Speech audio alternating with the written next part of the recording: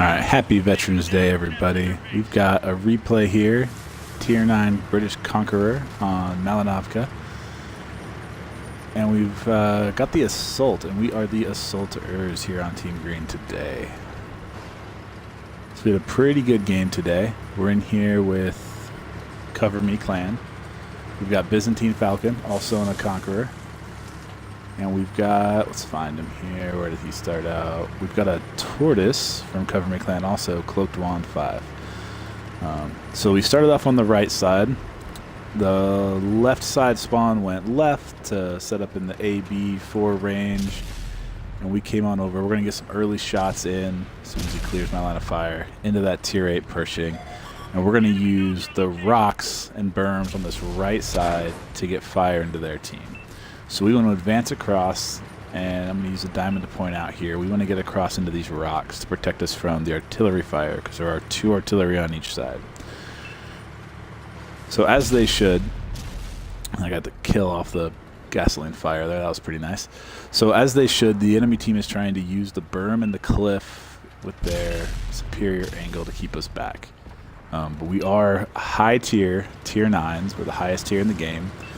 So we're not even going to shoot premium today. We're not even going to use a gold round. We're going to be able to advance using the berm here because we've had some fire coming in from that hill. So we want to come up, use the first berm we can to go pretty well hold down. Now we're going to keep moving ourselves around here, left, right, forwards, back, because we don't want to be an easy target for artillery to fire at our last node position.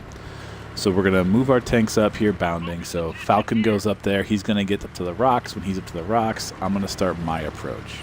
Now, I don't want to lock us in to having the exact same angle of fire or angle of approach, line of fire as another tank. We want to be able to get different level shots on. So if they hide from one of us, maybe the other one has the shot.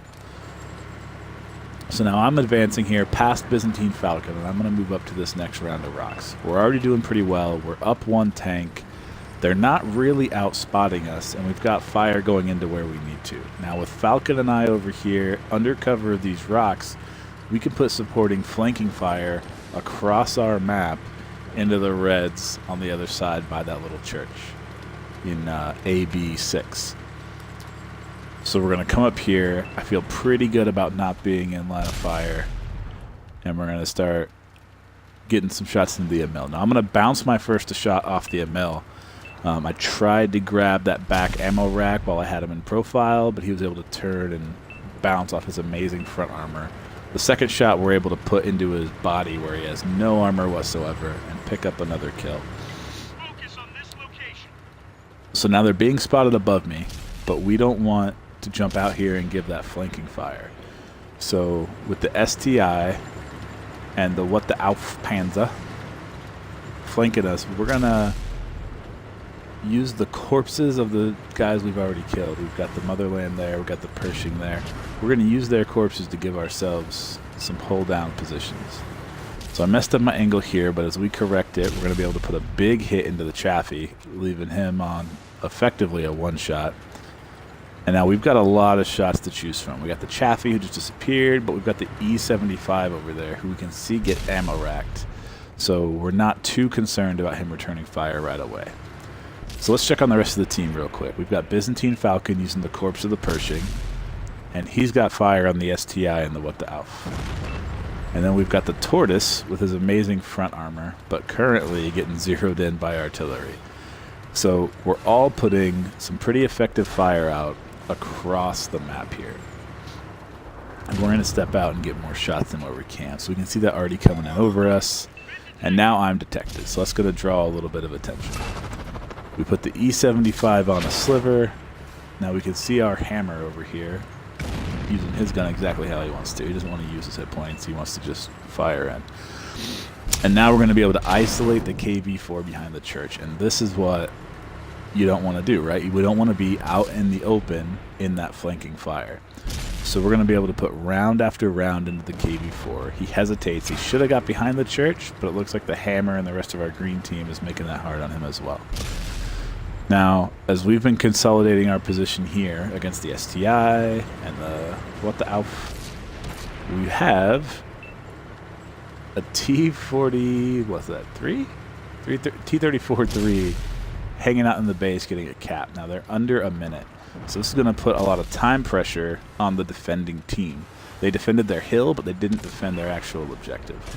So now we can see the STI coming down here. And he wants to get that kill. So we're actually going to push out around him.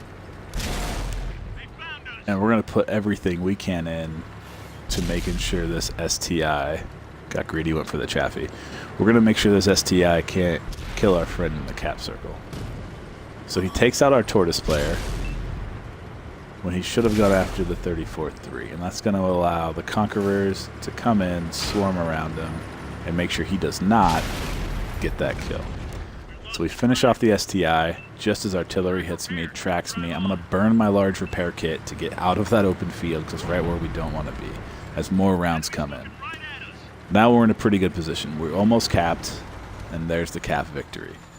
So we were able to hold off that STI. Now even without that cap, we're in a very good position.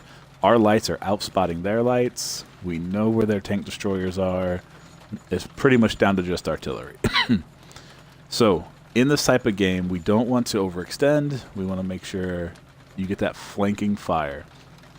And with the enemy team held to a quarter of the map, our team, the Greens, were able to lock that down pretty well. All right, so let's go see what we get out of decent, mild, as far as I'm considering it, gameplay like that. It's not crazy exciting. We weren't zipping around on the snake bite. We weren't shotgunning people in our arty. But we ended up with a really solid game. And it's going to have quite the payout. Now, since we were high tier, we didn't have to shoot premium ammo. Since we were high tier, hull down, not taking damage, we don't have to repair. We're able to come out with 125,000 silver, almost 6,000 experience with our 4,800 damage dealt. So pretty good game, but the Conqueror is so good that's only going to net us a second-class mastery badge. And we're going to go check the team. So top of team for damage and kills. With the flanking fire, I was able to pick up a lot. And we can look at our efficiency here as we got fire into just about everybody. Now, high tier. Didn't have to shoot our premium rounds. And really, we just got into a dominant position with that clan play. Thanks to Cloquan 5 and Byzantine Falcon for helping me out. And we'll see you guys in the next replay.